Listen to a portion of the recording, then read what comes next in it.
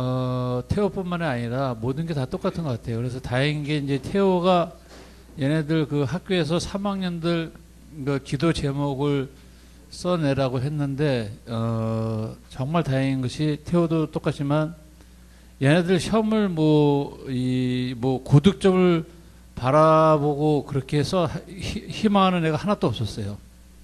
태호도 마찬가지로 시험을 임하면서 이것이 하나의 인생이 지나가는 과정이지만 담대하게 치를 수 있게끔 그런 능력을 주십시오. 이렇게 기도 제목을 해놨더라고요. 그래서 이게 이 정도면은 참 그 하나님의 축복이 아니겠나 싶어가지고 같이 남은 기간 이제 저도 기도할 때 이게 환철이, 재우, 하영이, 이제 준혁이 이렇게 태호 이렇게 쌓아잡아서 5명 같이 기도하는데 늘 같은 제목으로 하는데 점수 그냥 벼락 점수 맞게 해달라는 기도가 아니라 얘네들이 시험 보면서 이게 인생의 큰 걸림돌이 안 되고 한 해 지나가는 과정으로 담대하게 겪을 수 있게끔 그렇게 하는 게 제 희망이고 제 기도 제목이 아니었나 싶어요. 너무 길게 하면 안 되잖아요. 길게 하셔도 돼요. 예. 아까 하여튼 뭐 한국지리에서 아주 실망하시다가 그래서 마지막 기도 제목 때문에 조금 좋아지셨고 아마 만석이 형은 우리 하영이 찍은 거 다 맞아라면 이렇게 기도하시고 계실 것 같은데 뭐 어떻습니까? 한 해 동안 찍은 거 다 맞아라 우리 하영이는 뭐 이렇게 기도하셨을 텐데 어떻습니까 우리? 뭐 그런 기도는 안 하는데 그런 바람은 있습니다. 하영이는 뭐 1학년 때보다 2학년 때, 2학년 때보다는 3학년 때 공부를 점점 더 안 하는 것 같고 그래서 본인 스스로 제가 부모가 아니라 본인 스스로 점점 기대치가 낮아지고 있습니다. 본인은 그래도 뭐 한 2학년 때는 서울에 있는 4년제 중위권 정도, 중하위권 정도 대학을 갈 수 있지 않겠느냐 이런 생각을 갖고 있다가 이제 3학년 올라오고 점점 내려가더니 이제 하위권 대학 이제 전문대 뭐 이러더니 아빠 혹시 전문대도 못 가면은 그냥 고졸로 사는 게 낫겠지 뭐 이러더라고요. 그래서 고졸도 나쁘지 않다. 고졸도 너 하고 싶은 거 하고 그러면 뭐 나쁜 것 아니다. 그렇게 얘기는 했는데 뭐 저 하영이한테 그런 얘기는 하거든요. 이게 과정이 중요하다. 시험 보기까지 과정. 이제 고등학교 3학년 과정에 학생으로서 그냥 최선을 다해서 열심히 하면은 결과는 아빠는 별로 중요하게 생각하지 않는다. 이런 얘기를 하는데 본인이 그 말을 믿지 않고 있습니다. 절대 그럴 리가 없다. 결과가 중요하다. 그거를 고3 6월달 모의고사를 망치고 시험 성적을 들고 왔는데 엄마 아빠가 결과가 전혀 중요치 않다라고 얘기했는데 그 결과를 보고 엄마가 울었다. 그걸 자기가 봤는데 거짓말이더라. 과정이 중요하고 결과는 중요치 않다는 말이 거짓말이더라. 엄마가 우는 걸 봤다. 그 시험 성적을 표를 보면서. 그래서 결과 때문에 울은 게 아닐 거다. 내가 그렇게 변명을 했는데 변명을 했는데 하여튼 뭐 본인이 자꾸 그렇게 생각하니까 아직은 설명을 해도 잘 모르는 것 같습니다. 그래서 뭐 하여튼 뭘 위해서 기도해야 될지 모르지만 하여튼 기도하고 있습니다. 네, 우리 하영이는 예전에 약간 천재성이 좀 있었잖아요. 이렇게 월광송한테 막 미친 듯이 치고 할 때. 그래서 뭔가 제가 이제 나중에 세상을 한번 흔들어 놓겠다. 뭐 이런 생각했는데 이제 굉장히 이제 현실적으로 지금 돌아왔을 때 앞이 보이지 않는 지금 상황에서 근데 부모님 보시기에는 그래도 어떤 희망 아니면은 우리 애가 그래도 뭐 하여튼 뭐 학업과 꼭 상관없이 점수와 상관없이 6월달 모의고사는 망쳤지만 요런 거는 좀 우리 애가 그래도 잘하는 것 같다. 뭐 이런 거 혹시 발견하신 거 없습니까? 우리 하영이가 그래 이런 건 잘한다. 뭐 성량이 좋다. 뭐 어떤 거 뭐 하여튼. 갑자기 질문하니까. 네, 그럼 생각해 보시고 우리 환철이부터. 네, 환철이부터. 네. 환철이가 또 1년 동안 우리 환철이가 나중에 이제 저희 생각에는 거의 이제 교회에 아마 이게 그 집사 이렇게 전체를 관리하는 집사 뭐 나중에 교재위 이런 거 하거나 아니면은 교회 시설물 관리, 아니, 한철이는 시설물보다는 이렇게 사람 관리를 잘하는 것 같아요. 그래서 그런 거 나중에 하면 잘할 것 같은데, 우리 어머니 올 한 해 동안 우리 한철이 관찰하시면서 어떤 또 새로운 점을 발견하셨는지. 일단은 수능이 날짜가 저에게 정말 닥칠 줄 정말 몰랐고요. 진짜 이런 날이 오는구나. 그러니까 환철이도 지금 그렇게 생각하지 않을까. 막연하게 이제 수능을 본다고 생각을 했지만 정말 날짜가 하루하루 다가오니까 감이 아직 없는 것 같아요. 저도 그렇고 애도 그렇고. 그리고 환철이가 보시다시피 살이 많이 쪘잖아요. 근데 그것만큼 성적이 오르진 않았지만 그래도 나름 지가 착실하게라고 말을 할 수는 없겠지만 그래도 어쨌든 학생의 기본을 하려고 애를 많이 썼던 것 같아서 그거를 많이 칭찬하고 그냥 지지해 주려고 저도 애를 썼던 것 같아요. 뭐 잘하는 아이는 아니지만 그러고 공부 얘기를 막상 많이 한다라기보다 얼마나 부담스러운지 아니까 저도 늘 오면 뭐 배고프지 않니 뭐 빨리 자라 이런 얘기를 더 많이 했던 것 같고 괜찮다고 저도 되게 담대하게 지나왔다고 생각을 했는데 이제 며칠 안 남았고 그러니까 100일 정도 남았다고 했을 때가 엊그제 같은데 벌써 이제 5일 4일만 이렇게 남으니까 저도 이제 막 정신이 없는 것 같아요. 뭐를 해도 일이 손에 안 잡히고 그런 것 같은데 어쨌든 남은 기간까지 컨디션 잘 조절해서 시험을 잘 치르고 결과에 뭐 이렇게 만족을 어떤 식으로든 해야 될 것 같고 남은 기간 아프지 않게 잘 그렇게 해서 시험을 잘 보고 아는 거 실수하지 말고 모르는 거 당황하지 말고 우리 교회 아이들 모두 다 그렇게 시험 잘 봤으면 좋겠네요. 네. 아까 화장실에서 환철이를 만났는데 이제 둘이만 있었어요. 가서 그래서 환철아 너 이제 좀 긴장이 되겠다 그랬더니 아이 뭐 괜찮아요 그랬더니 사실은 좀 떨려요 이렇게 얘기하더라고요. 그러니까 이제 자기도 이제 안 그런 것처럼 이렇게 활달하게 하려고 하는데 이렇게 얼굴에 벌써 조금 약간 긴장이 있는 것 같아. 안 그랬으면 벌써 이렇게 막 또 이렇게 막 해주고 다녔을 텐데 이제 다음 주니까 조금 떨리기는 한 것 같습니다. 우리 만석이 형님 혹시 아이의 그 장점에 대해서 좀 생각해 보셨는지 어떻게 결론이 좀 나셨는지 그래도 우리 하영이는 뭐 이런 건 잘한다. 뭐 그런 거 좀 발전하면 나중에 뭐 이런 식으로 해서 좀 직업도 하고 하면은 좋을 것 같다. 뭐 이런 거. 최대한 좀 많이 점수를 주셔가지고. 예, 뭐 생각을 많이 해봤습니다. 지금 짧은 시간 동안 열심히 찾고 있었는데 한 가지 찾았습니다. 하영이가 주어진 환경에 잘 적응을 하는 것 같아요. 예. 성적이 높으면 높은 대로, 낮아지면 낮아진 대로, 안 좋으면 안 좋은 대로, 그걸 받아들일 준비가 돼 있는 것 같습니다. 감사하게 생각합니다. 네. 아니, 성적을 기대를 했는데 안 좋아서 그걸 실망을 해서 뭐 또 뭐 중내 사내 이러면 괴롭잖아요. 네. 안 좋으면 안 좋은 대로. 네, 그렇죠. 그때 6월 달에 어머니는 왜 우셨을까요?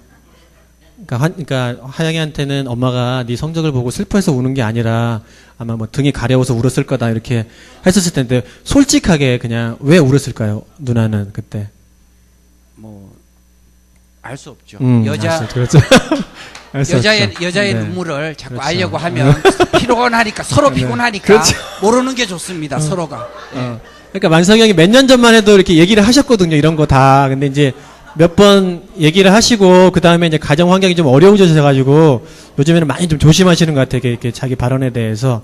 그래서 하여튼 그런 것 같습니다. 근데 뭐 제가 보기에는 그러니까 이제 뭐 아까 제가 잠깐 뭐 우스갯소리 비슷하게 얘기했지만 옛날에 하영이가 정말 되게 천재성이 있는 아이였는데 그래서 혹시 누나의 마음에 그래도 우리 아이가 이렇게 뭐 이런 게 좀 있었을 것 같은데 그게 자꾸 이제 무너져 가니까 조금 힘드셨지 않았을까 뭐 이렇게 생각돼요. 왜냐하면 이제 저희 그 와이프님도 이렇게 큰 딸에 대해서 이렇게 조금 이렇게 좀 했다가 자꾸 이제 이게 떨어지니까 이게 좀 그게 가끔은 이제 지나가는 말로 조금 서글픈 이렇게 느낌. 뭐 어렸을 때 막 이렇게 성경을 막 다 외워가지고 우리 예린 천재다 막 이렇게 한다는데 학교 가니까 뭐 이제 똑같고 그다음에 맨날 이렇게 춤이나 추고 막 흔들거리고 다니고 이렇게 하니까 제가 어찌라고 저러나 이렇게 이런 고민들이 좀 많은 것 같습니다. 하여튼 그거는 뭐 부모님들 다 똑같은 마음인 것 같고 또 근데 이제 다시 사실 저희가 돌아가도 뭐 애들 입장 돌아가도 저희도 그렇게는 잘 못할 것 같아요. 근데 이제 내가 그러니까 좀 우리 아이들은 잘했으면 좋겠다 이런 마음이 있긴 한데 또 애들은 남들 어려움들이 있는 것 같고 고민들이 많은 것 같고 그런 것 같습니다. 그래서 이제 뭐 더 얘기해도 그렇고 근데 우리 그 돌아가시면서 이렇게 마지막 우리 애가 혹시 뭐 이런 거 조금 안 좋은데 그런 것만 조금 한 주 동안 위해서 좀 기도해 주시면 좋겠습니다. 그러니까 만약에 뭐 저 같은 경우는 다리를 되게 많이 떨거든요. 긴장을 하면. 근데 그런 거 좀 안 했으면 좋겠다라던가 하여튼 뭐 비염이 심해진다거나 너무 긴장을 하면 아니면 잠을 못 잔다거나 그런 거 세부적인 거 혹시 있으시면 알려주시면 저희가 한 주 동안 기도할 때 같이 기도하겠습니다. 저희도 차마 고득점이 나오게 해달라고 기도는 못하고 찍은 거 다 맞게 해달라고 기도는 못하고 저희가 뭐 그런 교회는 아니니까 그냥 컨디션 좋아지고 하던 대로 늘 그렇게 몸 상태 좋고 뭐 이렇게 그대로 좀 해서 최상의 그냥 평소의 상태로 그냥 이렇게 시험을 봤으면 좋겠다. 그렇게 기도는 할 터인데 혹시 우리 아이가 이런 약점이 좀 있어가지고 그게 너무 긴장하다 보면 그게 좀 나올지 모르니까 그거를 좀 기억해 줬으면 좋겠다. 뭐 이런 거 있습니까? 환철이는? 한철이는 그러니까 총 4교시 시험 중에 그러니까 1교시 시험에 되게 영향을 많이 받는 것 같더라고요. 그러니까 네. 그러니까 1교시 처음 시험에 너무 긴장하지 말고 국어. 네, 예. 국어 영역인데 그거에 너무 영향 받지 않게 예. 끝나고 뭐 막 이렇게 답 맞추고 그래서 이렇게 막 평정심이 흔들리지 않게 그 좀 계속해서 그 마음을 계속 평안하게 좀 유지를 했으면 좋겠어요. 예, 그러니까 환철이는 아무래도 분위기 팔아. 예, 처음에 잘 나가면 그냥 계속 잘 나가고, 처음에 이제 이렇게 안 좋아지면 계속 좀 거기에 또 이렇게 눌리는 것 같습니다. 우리 하영이는 뭐 있을까요?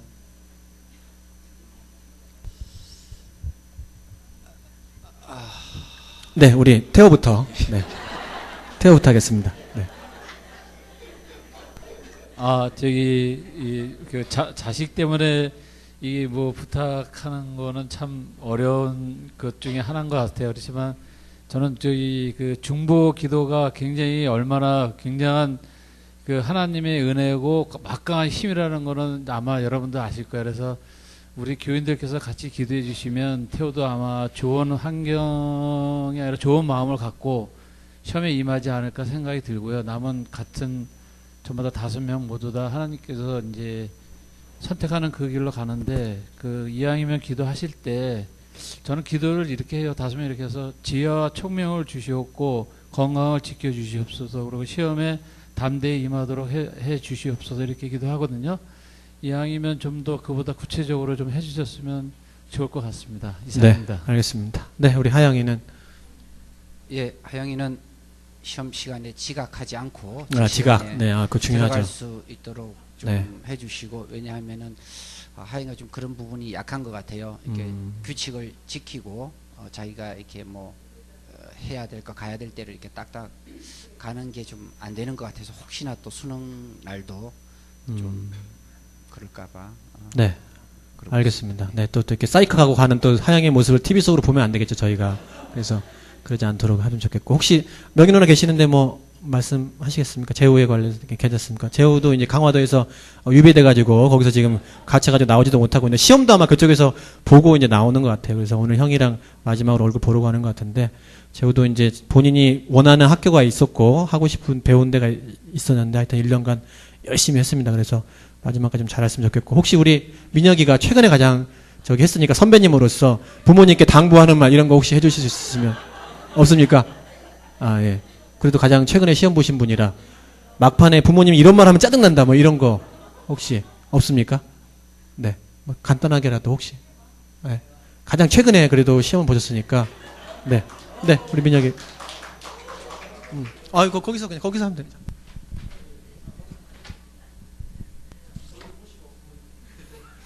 어떤 말로? 수험생 입장에서 부모님들 이런 거 주의사항. 주의사항. 이런 말 하시면 안 되고 이런 음식 주시면 안 되고 우시면 안 되고. 그렇게 보시면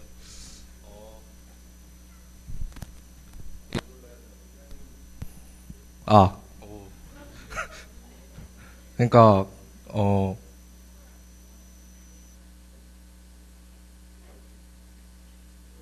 잘 보라는 말 말고 그냥 막 실력만큼만 나와라 그게 더 나은 것 같아요.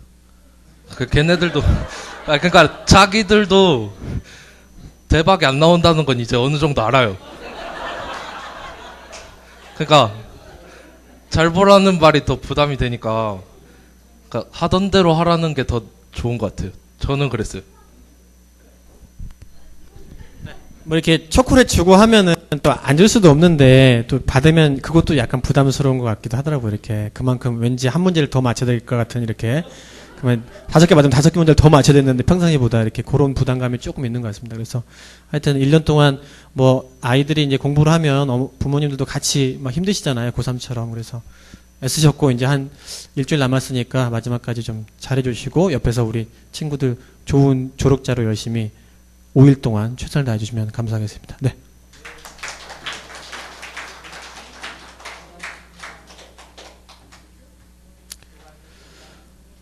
네, 뭐 저번 주에 제가 뭐 최근에 그 취업 바뀌는 사람 얘기하다가 요즘에 저도 이제 기억이 잘 안 나요, 이렇게. 자꾸. 그래서 동우가 이제 원래 그 자동차 관련 회사에 다니다가 소방서 쪽 시험 봐가지고 돼가지고 지금 훈련 받고 있습니다. 그래서 이번 달까지 소방 훈련을 받게 되고, 되면 이제 다음 달부터 이제 소방서 배치돼가지고, 그쪽에서 일할 것 같습니다. 준하는 그 운동하다가 태권도 하는데 다리가 다쳐가지고 병원에 있어서 한 3개월 통깁스 한 다음에 또 3개월 이렇게 좀 누워 있어야 되는 뭐 그런 상황. 그냥 6개월, 총 3개월, 총 3개월입니다. 한 달 반 통깁스 하고 또 한 달 반 좀 누워 있고 해서 3개월 정도는 쉬어서 중3을 그렇게 이제 마감해야 되는 그런 상황이고 내년 한 4월 이후부터 다시 또 태권도 발차기를 또 열심히 좀 해야 되는 그런 상황입니다. 기도해 주시면 좋을 것 같고 수술은 잘 끝났다고 하니까요. 네, 기억해 주시면 좋겠습니다. 네, 우리 전능하신 하나님 아버지 나의 주 하나님이라고 부르고 목사님 특강하겠습니다.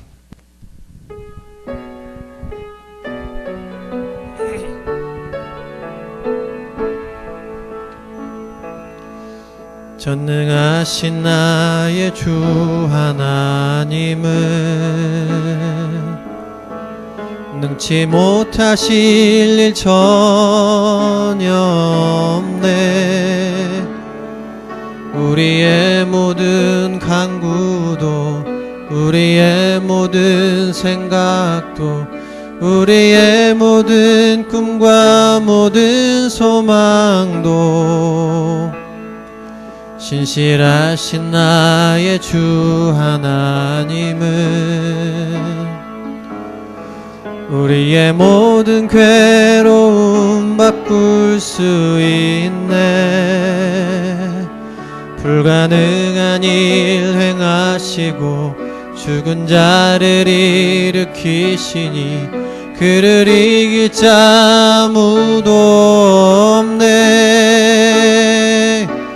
주의 말씀 의지하여 깊은 곳에 금을 던져 오늘 그가 놀라운 일을 이루시는 것 보라. 주의 말씀 의지하여 믿음으로 금을 던져 믿는 자에겐 능치 못함 없네. 주의 말씀 의지하여 주의 말씀 의지하여 깊은 곳에 금을 던져 오늘 그가 놀라운 일을 이루시는 것 보라.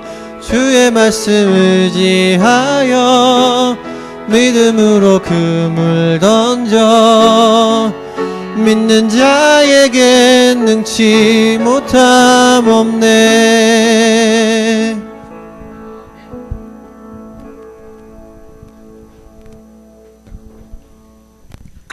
기도하고 시작합니다. 하나님 아버지, 오후 시간 우리 선조들이 도르트 신조를 통하여서 드러낸 하나님께서 우리에게 베푸신 구원의 도리에 대하여서 우리가 살필 때에 주께서 우리와 함께 하여 주시고 우리의 이성적 생각과 합리적 판단에 머물러 있던 우리의 지식이 선배들이 접근했던 방식으로 말씀에 의한 믿음과 하나님께서 우리를 언약 백성으로 다루시는 그 하나님의 신실함에 근거하여서 교정되는 특별한 시간이 되게 도와주시옵소서. 예수님 이름으로 기도합니다. 아멘. 오늘 17항 유아신자의 구원할 차례죠? 아닙니까? 맞습니까? 네. 네. 유아신자의 구원하고 18항을 함께 다룰 겁니다. 18항은 아주 짤막한 내용이 되어서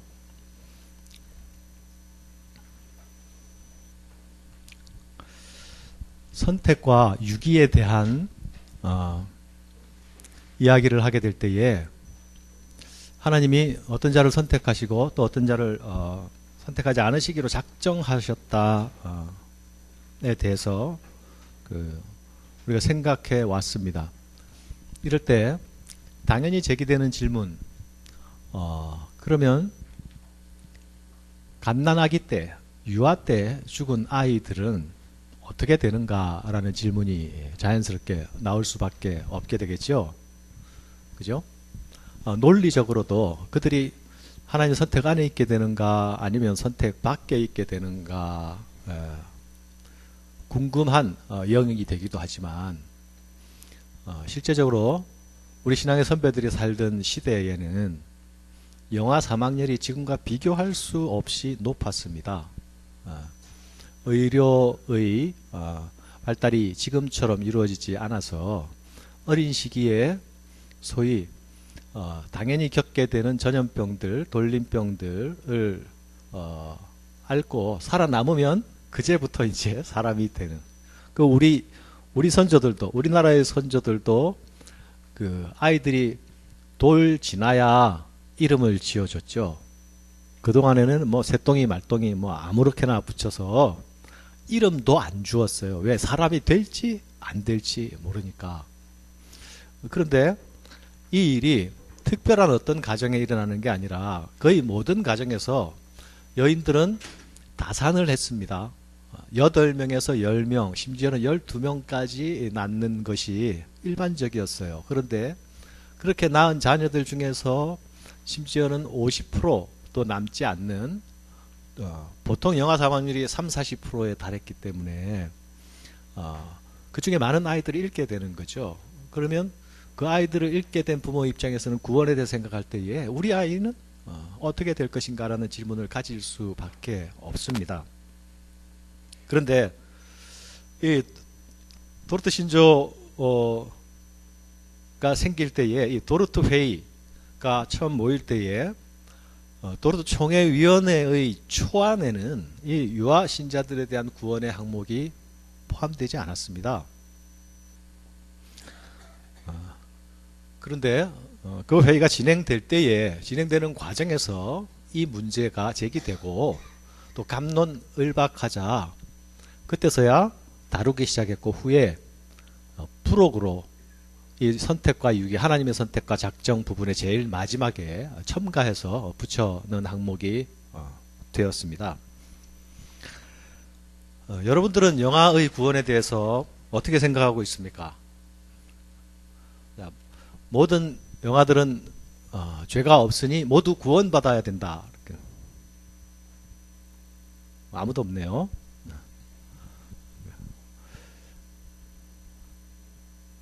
모든 영아들이 죄인으로 태어난다. 둘 다 손 안 드는 분들은 모르겠다. 나는 모르겠다가 둘 다 손 안 드는 거죠. 네. 그럼 모든 영아들이 죄인으로 태어나면 죄인으로 태어나서 주를 그리스도로 고백하는 고백 없이 죽게 되면 어떻게 됩니까? 지금까지 우리가 살펴보았던 대로는 이 자녀들은 아직 그 선택할 지성이나 또는 선택할 기회가 주어지지 않았기 때문에 그죠? 구원에 대해서 확실히 답할 수 없는 영역에 있게 되잖아요. 이 딜레마가 회의 중에 소위 제기되어서 성경적으로 정리할 필요가 느껴지게 되었습니다. 알미니안주의자들은 이 영아 구원에 대해서 어떻게 생각했느냐 하면 알미니안주의자들의 구원론은 하나님의 예지 예정을 통하여 선택을 이해합니다. 그 예지 예정이란 하나님이 미리 아신 것을 근거로 선택하신다는 거죠. 그러니까 이 사람이 나중에 태어나고 자라서 성인이 되어서 예수를 영접할 것인가 안 할 것인가를 미리 내다보고 그 내다본 것을 근거로 선택하시거나 또는 버리시거나 한다는 거예요. 그게 알미니안주의들의 구원론인데 그 구원론에 의하면 영아들은 자라서 어떻게 할 영역이 주어지지 않았잖아요. 그러니까 하나님 미리 내어다볼 영역이 없잖아요. 그러니까 하나님이 선택하거나 버리실 근거가 없는 거예요. 그러니까 영아들에 대해서는 하나님의 선택에 대하여 말할 수 없다가 알미니안주의자들의 입장입니다. 그리고 선택에 대해서 말할 수 없고, 그래서 영아들은 특별하게 접근해야 되는데 하나님의 자비하심에 근거해서, 하나님의 자비로운 성품에 근거해서 영아들은 모두 구원을 얻는다. 이것이 알미니안주의자들의 영아 구원론이었어요. 영아들의 어린 시절에 죽은 영아들에 대한 구원에 대한 입장이었습니다. 어떻게 합리적으로 정리된 것 같습니까? 어딘가 좀 이상합니까? 그럴듯합니다. 그죠? 왜? 결론으로 하나님의 자비에 근거해서 구원받을 것이다 하니까. 그죠? 그런데 이들의 주장에 문제가 있습니다. 왜냐하면 하나님의 자비하심에 근거해서 구원을 받는데 모든 죽은 영아들이 구원을 받는다고 말하기 때문에 그렇습니다. 모든 죽은 영혼, 어린 영혼들이 하나님의 자비하심에 근거해서 구원을 받게 되면 우리가 뱃속에서부터 죄인으로 아담의 원죄와 부패와 오염 가운데서 태어났다는 부분이 없어지게 되는 거죠. 그죠? 우리 아이들, 영아들이 그것으로부터 자유롭게 되어버리는 것이죠. 그런데 이런 생각은 알미니우스가 처음으로 생각한 게 아니라 펠라기우스 때부터 있어 왔던 생각이었습니다. 그러니까 이 생각의 줄기와 뿌리는 거슬러 올라가면 펠라기우스부터 시작되었고 알미니우스에서 구원론에 관해서 더 확실하게 이렇게 조직화된 것이죠. 그런데 웨스트민스터 신앙고백서에 보면 웨스트민스터 신앙고백서 10장 3절에 영아들의 구원에 대하여서 정리되어 있습니다. 그게 어떻게 정리되어 있냐면 영아기에 죽은 택함을 받은 영아들은 성령을 통하여 그리스도로 말미암아 중생하고 구원을 받는다. 성령께서는 그 기뻐하시는 때와 장소와 방법을 따라 역사하신다. 이렇게 정리됐습니다. 여기에 중요한 부분이 영아의 구원에 대해서 택함 받은 영아들로 한정하고 있다는 것입니다. 그러니까 미리 하나님께서 선택하신 생명을 영아일지라도 뱃속의 아이일지라도 하나님이 구원하신다는 거예요. 그리고 그 구원하시는 방법에 대해서는 성령께서 기뻐하시는 때와 장소와 방법에 따라 역사하신다. 성령의 역사로 그렇게 하신다. 근데 사실은 이 부분은 고백적 진술입니다. 우리가 우리의 거듭남에 대해서 설명할 때에 요한복음에 보면 바람이 어디서부터 어디로부터 와서 어디로 부는지 알지 못하지만 마치 성령으로 난 사람도 그러하다. 그죠? 바람이 어디로 오는 것은 알 수 없습니다. 성령이 어떤 과정으로 정확하게 그 프로세스를 우리가 확인할 수 없지만 성령으로 난 사람은 나무가 흔들리는 걸 보고 바람이 분다는 것을 아는 것처럼 뺨에 바람이 닿는 것으로 바람이 불고 있구나는 것을 아는 것처럼 성령께서 하신 결과를 통하여서 성령이 일하셨다는 것을 우리가 나중에 사후로 확인하게 되는 것이 구원사건이 그런 것이죠. 그죠? 성령께서 그렇게 비밀스럽게 우리가 과정을 알 수 없게 일하시는 신비의 영역 속에서 일하시는 것처럼 영아의 구원도 선택한 자기 언약 백성의 자녀들에게 구원을 주실 때에 우리가 알 수 없는 부분, 알 수 없는 영역, 알 수 없는 방법으로 하신다. 성령께서 하신다. 이렇게 정리해서 고백했던 것입니다. 이 고백을 우리가 주의 깊게 살펴보면 택함 받은 영아들, 다시 말하면 언약 백성의 자녀들의 이 구원이 한정되어 있다는 것을 알 수 있습니다. 반대로 언약 자녀들이 아닌 영아들에 대해서는 침묵하고 있습니다. 침묵.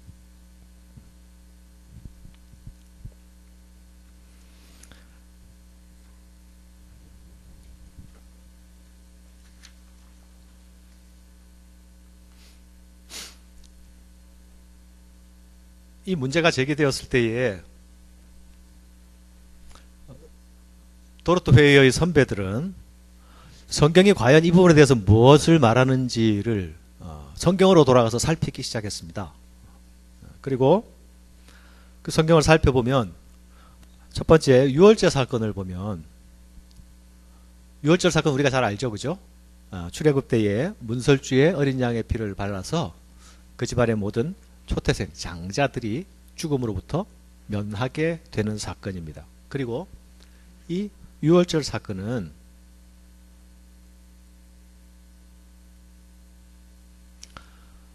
어린 양 예수의 피로 구원을 얻게 되는 그 십자가를 통한 구원의 예표가 되는 사건이었죠, 그죠? 그런데 이 유월절 사건이 이루어질 때에 문설주의 피를 바른 집안의 모든 사람들이 구원을 받았죠.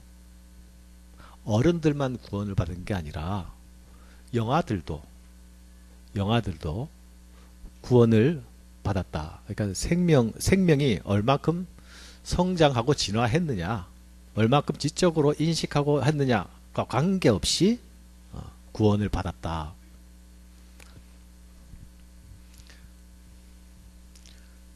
또 할례 의식이 신약에 와서는 예수를 믿고 죄 씻음과 구원받는 사건을 또 예표하고 인치는 사건으로 또 할례 의식이, 구약의 할례 의식이 있습니다, 그죠? 신약에서는 그것이 세례로 대체됩니다. 근데 할례 의식을 통해서 자녀들이 언약 백성 안에 들어오는 그 형식, 의식이 되는 것이죠. 근데 이 할례를 생후 8일째 되는 날 거행합니다. 아이들이 생각하거나 판단하거나 하는 이 능력이 아직 도무지 생기지 않았을 때에 엄마 가슴만 찾는 본능, 거의 본능만 살아있을 그때에 이 할례의식을 거행하고 그것을 통하여서 이 생명이 하나님의 백성에 속했다라는 소위 도장, 인침이 이루어졌던 것입니다. 이런 구원 사건을 예표하는 사건들, 또 하나님이 언약 백성을 구원하신다 라고 하는, 나이와 상관없이 성인과 어린이에 상관없이 구원하신다 하는 이 두 개를 근거로 해서 또 성경에 다른 지지하는 본문들이 많이 있습니다. 창세기 17장 10절 누가 한번 읽어보시겠습니까? 창세기 17장 7절. 큰 소리로 한번 읽어주십시오.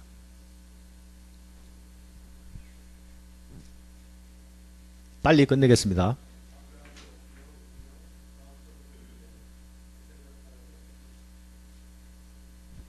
칠 절 읽으셨습니까?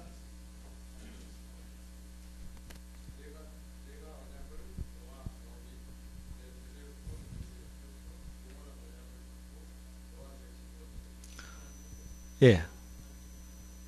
하나님께서 아브라함과 언약을 맺을 때에 아브라함 당사자 족장 1인과 언약을 맺으시는데, 나는 너와만 언약을 맺을 것이다가 아니라 너와 너의 대대 후손과 언약을 맺겠다. 그러니까 아브라함의 허리 안에 있는 모든 자손들과 함께 언약을 맺겠다고 말씀하셨다. 나는 그들의 하나님이 될 것이다. 이렇게 약속했다. 이사야 59장 21절 누가 한번 읽어주십시오.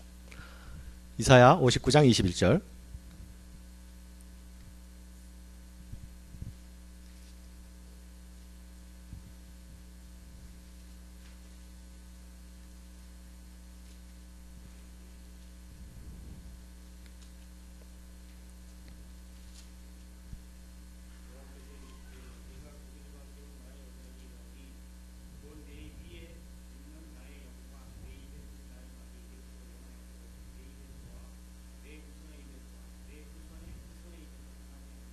예, 예.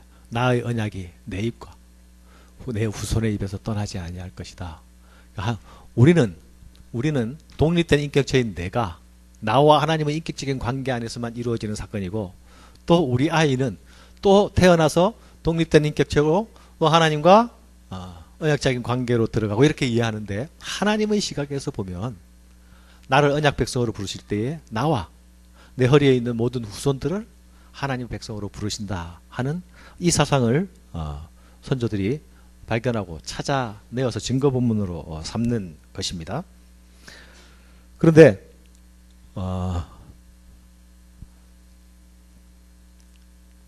소위 제세례파라고 주장하는 사람들 들어봤습니까? 예, 우리나라에서는 이 제세례파 교회가 거의 없는데요. 외국에는 그렇지 않습니다. 이 제세례파들은 철저하게 빌리버스 바프티즘을 주장하죠. 종교개혁시기 때문에 그것 가지고 완강하게 부딪혔고요. 소위 개혁자들에 의해 박해를 당했습니다. 제세례파들이. 그들은 철저하게 자기 입으로, 자기 인격으로 그리스도를 주라고 고백한 자들에게만 세례를 베풀 수 있다고 완강하게 고집하고 지금까지 그 신앙을 이어오고 있습니다. 그들에게 있어서 유아세례는 아무 의미 없는 소위 헛짓으로 이해되는 것이죠. 그들에 비해서 우리 개혁신앙의 전통에 있는 사람들이 가지는 신앙은 하나님께서 언약 백성들과 언약적 관계 안에서 하나님의 구원을 실현해 가신다라는 것을 믿는 것입니다. 이거 굉장히 중요합니다. 언약신앙이. 왜냐하면 창세기 2장에서부터 에덴 동산에서부터 하나님이 아담과 먼저 언약을 주시고, 아담에게 먼저 언약을 말씀을 주시고, 그리고 그 다음에 하와를 창조하십니다.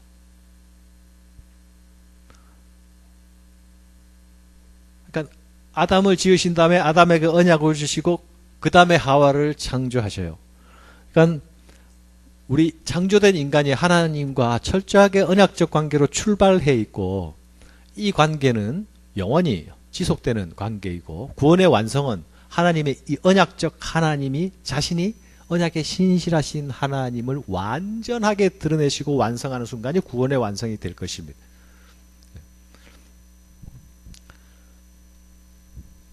사도행전 2장 39절 누가 한번 읽어보십시오.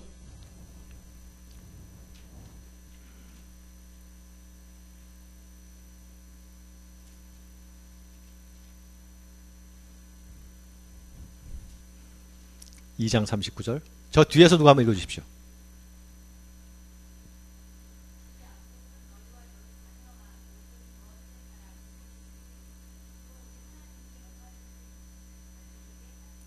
네, 너와 너희 자녀들.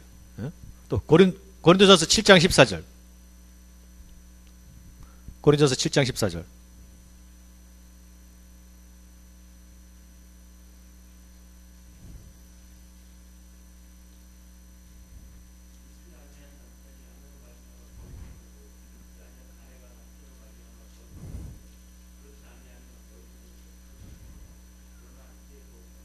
예. 이 부분은 우리 짝믿음, 남편이 예수를 믿지 않거나 아내가 예수를 믿지 않거나 아직 짝믿음을 가진 분들에게 굉장한 위로의 말씀이 되죠. 하나님이 한 집안에서 남편 또는 아내를 먼저 부르셨을 때에 그로 인하여서 구원이 그 집에 임할 것이라는 거예요. 믿지 아니하는 남편이 믿는 아내로 인하여 거룩하게 될 거다. 또 반대로 믿지 아니하는 아내가 믿는 남편으로 인하여 거룩하게 될 것이다.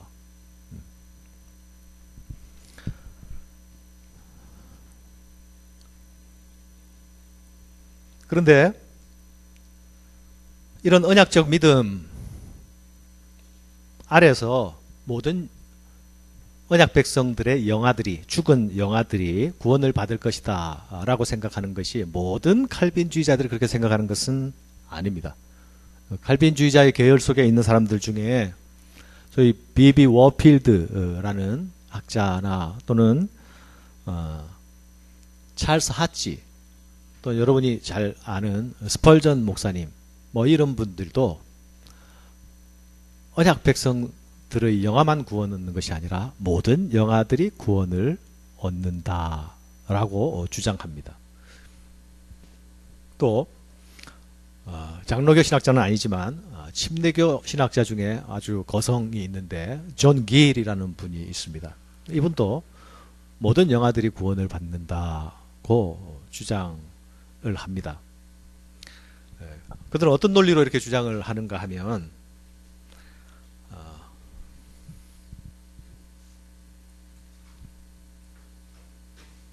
알미니안들이 하나님의 자비하심에 근거해서 모든 영아들이 구원을 얻을 것이다 라는 쪽의 진술에 그들의 논리의 무게를 싣습니다. 그래서 하나님이 사랑의 하나님이심을 나타낼 것이다 라고 주장하는 것이죠. 그런데 그 주장은 다분히 많은 부분 그러기를 바란다라는 소망과 추론에 가까운 주장입니다. 그래서 우리의 소망은 어린아이들은 다 구원받았으면 좋겠다. 영아들은 특히 다 구원받았으면 좋겠다는 게 우리의 소원이잖아요. 그죠? 그 아이들이 무슨 죄가 있길래 그 아이들도 냉정한 유기가 적용돼야 하는가. 이건 너무 잔혹한 건 아닌가 하는 게 우리 정서 속에 있잖아요. 그런데 성경이 분명하게 말하고 있는 바는 선택한 언약 백성은 하나님께서 분명히 구원하신다 이거. 그리고 선택 밖에 있는 영아들의 죽음에 대해서 성경이 침묵하고 있다입니다. 침묵하고 있다. 그러니까 침묵하고 있는 영역에 대해서 추론에 근거하여서 2단 또는 3단의 추론에 근거하여서 이렇다 저렇다 말하는 것은 조금 위험하다.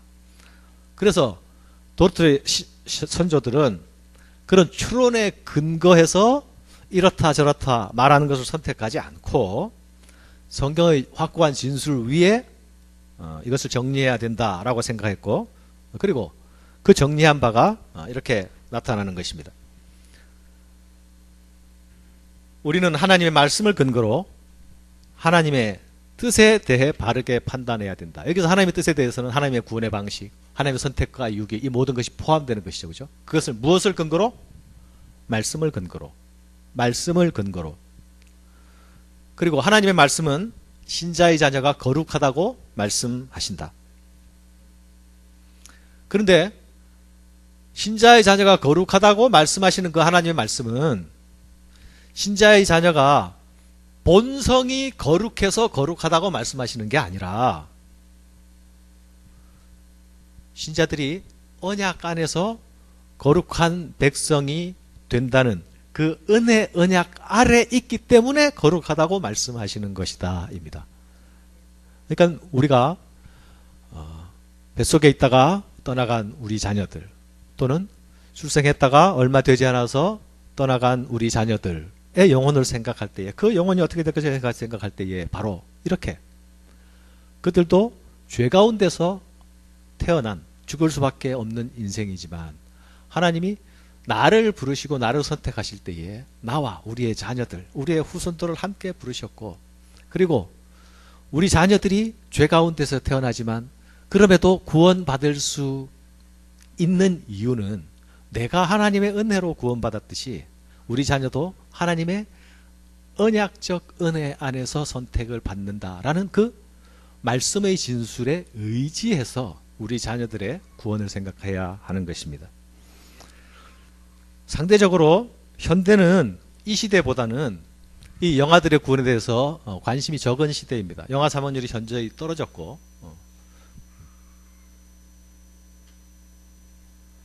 밖에 누가 한번 나가 보십시오. 어린아이가.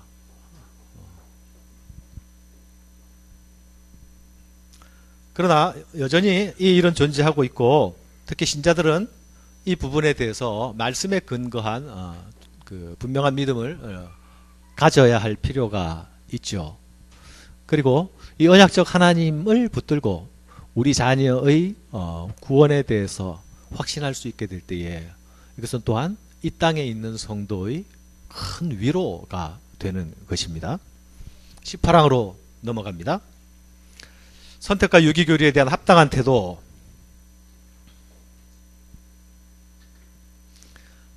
이 선택과 유기에 대한 교리는 유기, 하나님의 버리심에 대해서 동의할 수 없거나 그건 너무 심하다라고 불평하는 자들이 제기하는 그 태도이죠.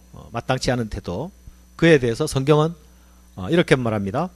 이 사람아, 네가 누구이기에 감히 하나님께 반문하느냐. 로마서 9장에 보면 토기장의 비유를 가지고 이스라엘 선택, 이방의 선택, 또 하나님의 선택과 버리심에 대하여서 하나님이 하시는 일에 대해서 이렇게 설명하죠. 하나님의 토기장이신 하나님의 이야기를 하면서 네가 누구이기에 하나님께 반문하느냐. 또 마태복음 20장 15절에 보면 예수님께서 이렇게 말씀하십니다. 내가 내 것을 가지고 내 뜻대로 할 것이 아니냐? 내가 선함으로 네가 악하게 보느냐? 이 어떤 맥락에서 하신 말씀이죠? 마태복음 20장에 어떤 말씀이 나옵니까?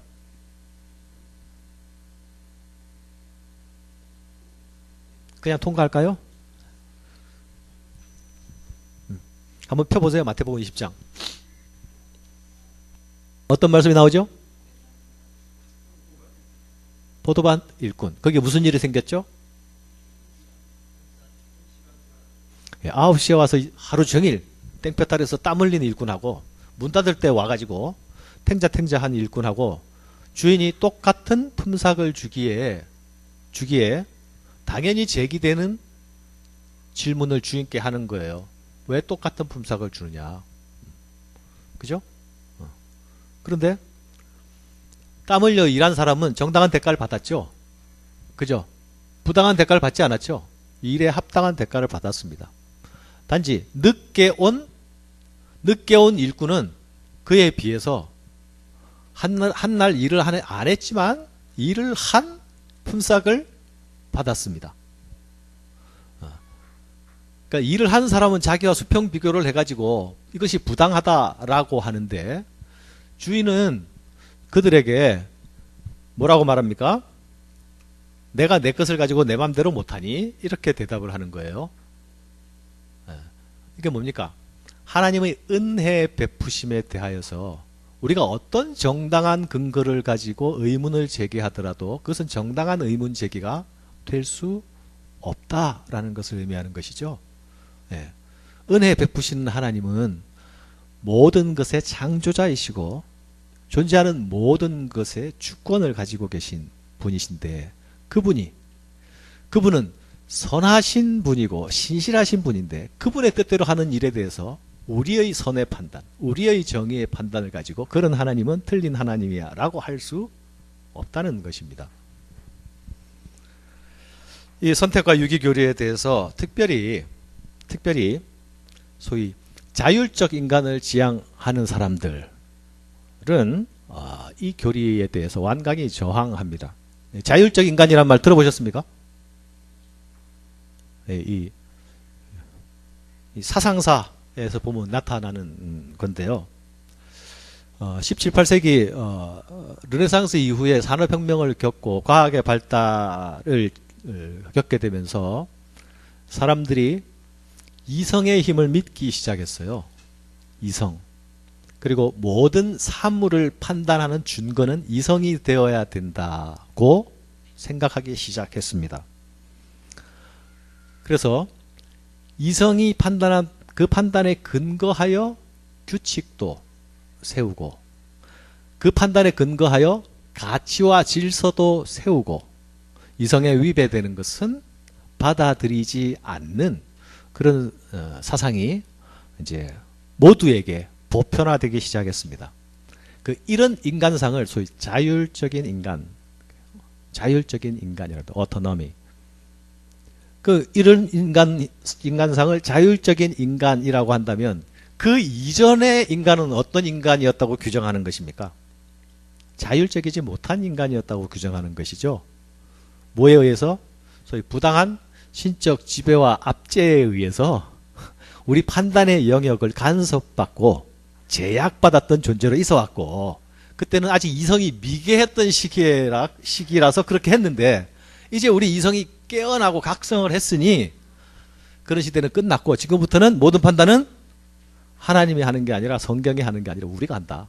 우리가 검증하고 우리가 예스 할 때만 그것이 유효한 가치가 된다. 이게 자율적 인간의 기본적인 그 생각입니다. 그리고 현대의 모든 학문의 흐름은 그 기본적인 태도 안에 이 자율적 인간에 대한 사상이 모두 공이 깔려 있습니다. 그러니까 현대인들은 더더욱 이 선택, 하나님의 작정과 선택에 대하여서 고개를 끄덕일 수가 이제 없게 되는 것이죠. 고개를 끄덕일 수 없게 되면 어떻게 됩니까? 하나님에 대해서 반대하고 불평하는 단계에서 만일 그렇다면 하나님이 모든 죄의 원인자 아니냐라고 모든 원인을 하나님께로 몰아가기도 합니다. 여러분, 도킨스라는 사람 압니까? 모릅니까? 들어봤습니까? 안 들어봤습니까? 네, 안 들어봐도 됩니다. 구원과 상관없습니다. 네. 도킨스라는 사람이 만들어진 신이라는 그 책을 발표했을 때에 세계가 소위 이런 오토노미, 지성적 인간들이 열광했습니다. 왜냐하면 매우 논리적으로 하나님이 없다라는 것을 강하게 주장했기 때문에. 그리고 그 발표 이후에 또한 많은 신학자들과 신학계, 기독교 사상가들이 그 논리의 허무맹랑함에 대해서 반박하는 책들이 또한 나오기도 했습니다. 그러니까 이런 것은 우리가 어떤 식으로 주장할 수 있느냐, 증명할 수 있느냐, 이전에 내가 하나님 안에 또는 하나님의 의존적인 존재임을 인정하느냐, 아니면 하나님 밖에 내 스스로 독립적인 존재로 존재할 것인가의 싸움 아래서 일어나는 모든 현상들인 것입니다. 선택과 유기, 이 부분, 특히 유기의 부분에 대해서 우리가 이성적으로 생각할 때에 다소 정리가 되지 않고 다소 의문에 되는 영역이 있다고 할지라도 사실은 이 유기교리는 우리를 의심과 의문과 저항으로 빠뜨리기 위해서 있는 교리가 아니라 하나님의 구원이 하나님이 은혜 안에서 왔다는 것을 설명하기 위하여서 하나님의 작정과 선택이 얘기됐고, 작정과 선택이 이야기되니 당연히 그 반대인 유기에 대해서 다루어지고 하는 것입니다. 그러니 선택과 유기는 우리가 나를 구원하신 하나님에 대한 감사로 반응하는 또 재료와 이유로 우리에게 다가오는 것이 성도를 유익하게 하는 교리가 되는 것입니다. 여기서 마치겠습니다. 기도하겠습니다. 사랑하는 주님, 주님께서 우리에게 행하신 일의 그 크기와 높이와 길이와 넓이를 우리가 다 알지 못합니다. 그저 하나님의 대해 가운데서 찰랑이는 해변가에 거기서 튀기는 물을 우리가 잠시 맛보거나 접할 뿐인 것을 고백합니다. 그럼에도 불구하고 우리의 신앙의 날수가 더해 갈수록 하나님 되심에 대한 이해가 깊어지며 그 체험이 더 깊어져 가서 우리의 영혼과 우리의 입술이 어제보다 오늘이, 오늘보다 내일이 하나님에 대한 찬양이 더 높아지고 하나님에 대한 감사가 더 깊어지는 그런 날들이 되게 도와주시옵소서. 예수님 이름으로 기도드립니다. 아멘.